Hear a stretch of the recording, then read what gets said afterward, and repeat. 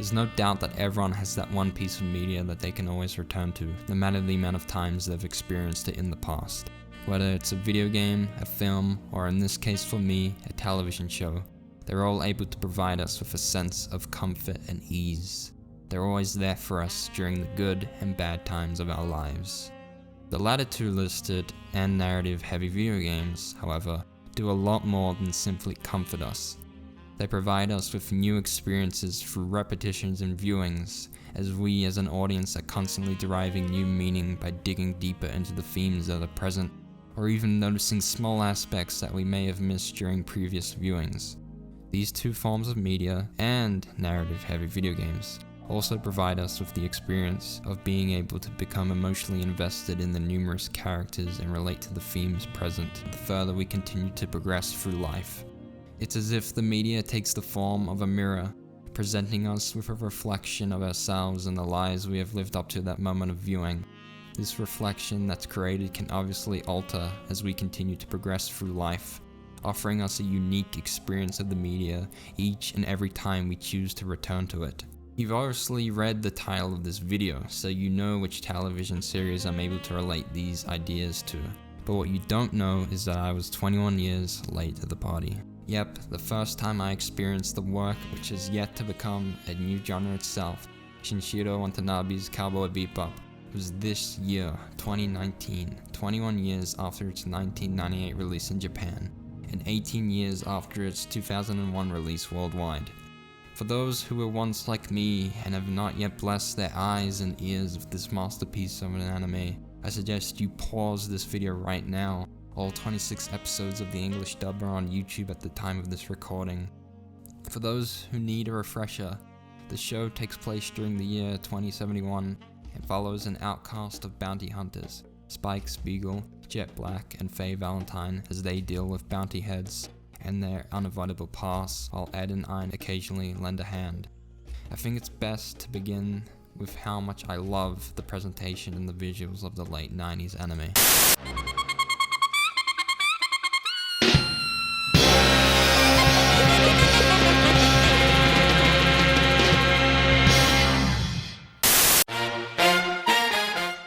I love the frantic, upbeat, Latin-infused, jazz-inspired opening of the show. It'd be too time-consuming to describe every aspect of the opening, so I'll only cover how it begins and concludes. The opening song, entitled Tank, begins with a bang as we suddenly hear the sound of a saxophone followed by bongo drums. Both are supplemented with the flash of visuals that make up the show's title. Follows is the build-up of anticipation via the sound created by a double bass as the silhouette of the show's lead protagonist, Spike, slowly forms and is eventually fully presented on screen. This anticipation leads to the brief and only vocals of the song and bongo drums to be heard yet again, while a hand possessing a lighter comes into frame. The hand ignites the flame, acting as a source of light for a brief moment, allowing us to see Spike in greater detail. I think it's time to blow this scene. Get everybody in the stuff together. Okay, 3, 2, 1, let's jam. The opening concludes with a beautiful saxophone solo, while we are presented with silhouettes of the main characters one after the other.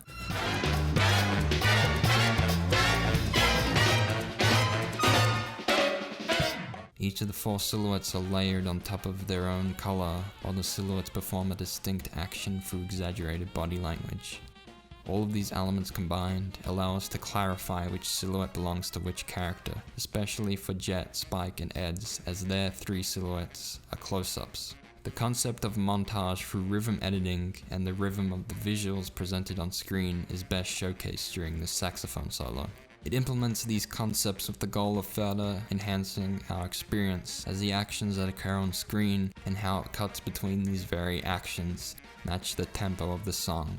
The silhouettes appear and are cut between the 4 to the rhythm of the saxophone, and the action scene continue to complement the rhythm.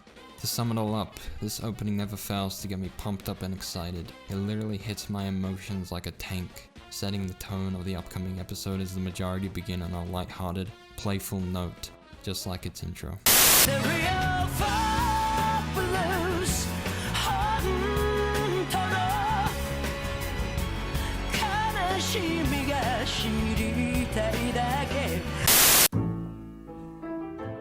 I love how drastic of a contrast that is created when the opening is juxtaposed to the show's slow and depressing blues-inspired outro.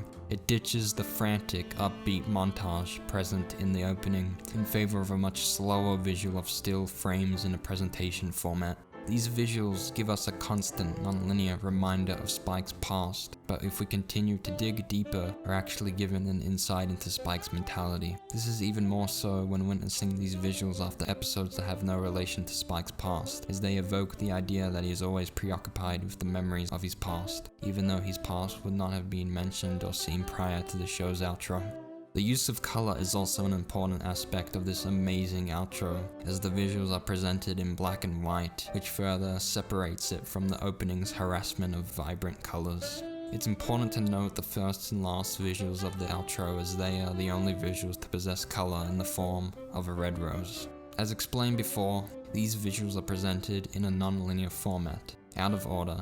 So the last visual, which shows the red rose that Spike left isolated in the puddle of rain, occurred first, and the first visual, which shows the red rose in Julia's apartment, occurred after Spike abandoned it. Based on these two visuals alone, the rose that Spike deserted, which Julia went out of her way to retrieve, represents both the concept of hope and the two's undying love for each other.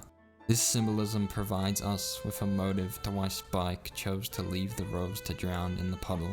He has lost hope in the world around him, represented through the black and white surroundings of the outro's visuals, and has lost his trust and love for Julia after she was made to murder Spike against her own will, represented through his mistreatment of the rose which he left behind, which is comparable to how he left Julia.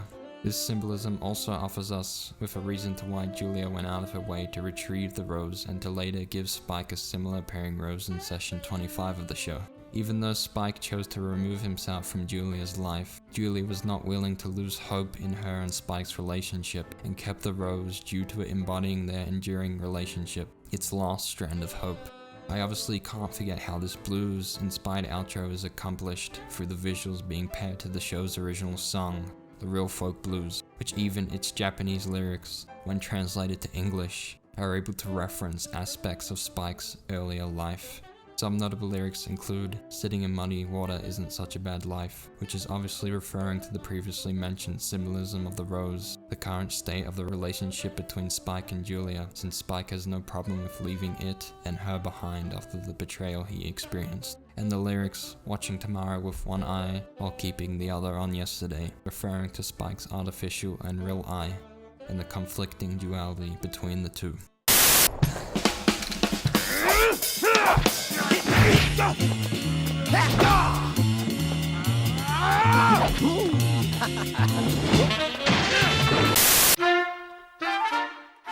I love the presentation of the music that Yoko Kanno composed for the show due to its vast and diverse range, which mixes genres all across history and culture into one package. Genres of music that are showcased range from heavy metal, techno, opera, tribal, lyrical music, and more importantly, jazz, country, and blues.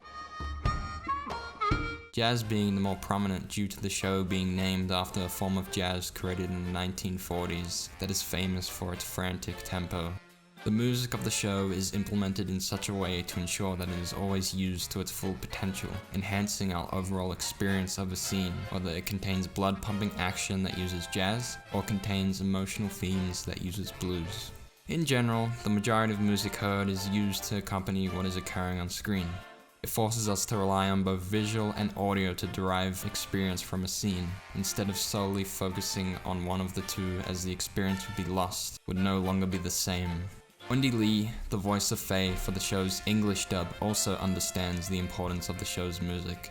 She has stated multiple times that the music is like another cast member to her. A notable scene that supports these ideas, and one that I could literally watch just for how perfect its music and action intertwine with each other, would be Session 1's fight scene between Spike and Asimov. The complete lack of music before the action even begins further enhances its abrupt appearance as the sound of drums is suddenly heard out of nowhere, similar to how Spike suddenly throws the bloody eye into the air and shoots it. Don't I? Further emphasizing the relationship that the visual action and music share with each other. The sound of drums continues to be heard as Asimov leads, throwing a couple of punches towards Spike, which he carelessly dodges. The sound created by the drums increases the delivery of Asimov's punches, almost giving them a sense of weight to them while reflecting his brutal and unforgiving fighting style. This heavy sound created by the drums is quickly juxtaposed by the introduction of a bass guitar, which is heard the moment Spike performs his counterattack, delivering 2 kicks to Asimov's face. This introduction of the bass guitar goes hand in hand with Spike's introduction into the fight, as they both occur at the exact same moment while reflecting Spike's thoughtless, improv fighting style, as the sound of the bass guitar is a lot calmer in tone when compared to the sound of drums. Since both the sound created by these 2 instruments overlap with each other, they both become somewhat difficult to be heard clearly and begin to fight amongst each other in order to be heard by us. This can be regarded as representing the current fight between Spike and Asimov in an audio form, which further deepens our experience since both the characters and instruments are partaking in conflict. A loud, obnoxious saxophone that sounds as if it's taunting us is the next instrument to be introduced the very moment Spike performs a backflip over a nearby table.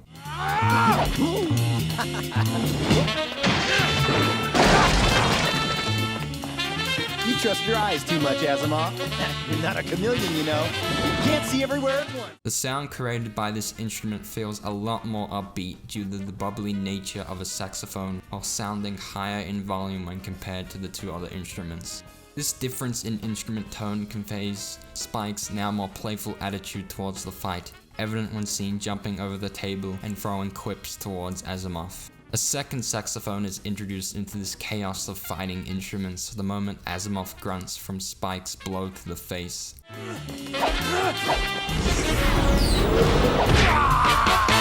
Further emphasizing its impact and the severe amount of pain it inflicted on Asimov. This is even more so when comparing it to the soother sound produced by the bass guitar that represented Spike's kicks to Asimov's face. But traditional works of media such as film and television would have chosen the simplistic route, implementing a loud sound effect to convey that the punch was a lot more impactful than the combined kicks. Watanabe chose to instead use an instrument. He did so with the motive of further enhancing our experience, as the rhythm formed by the events on screen matching the introduction of music is a lot more engaging than the sound effects of greater volume. The song somewhat loops after both Spike and Asimov flee from the incoming bullets. Let's go! Over there! During this loop, the second saxophone that was only heard later in the song is now introduced into this loop. Just like all of the previous instruments mentioned, this saxophone continues the tradition of rhythm as it is introduced the very moment both Asimov and Katrina make a run for it, and continues to be heard as Spike kicks the goons when Katrina points a gun during a hijacking, I don't want to hurt you! and during her reaction to the bloody eye falling out of her dress. The song comes to an unexpected end due to Jet's unexpected entry into the scene.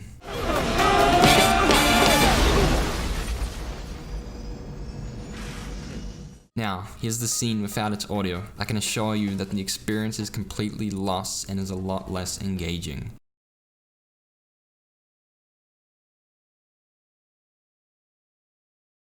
There's a lot more scenes throughout the show's 26 episodes that intertwine audio and visual to enhance our overall experience, but I obviously can't analyze all of them. That would take literally forever. But here are a few more of my personal favorites. It's Hakeem. What the hell's going on around here?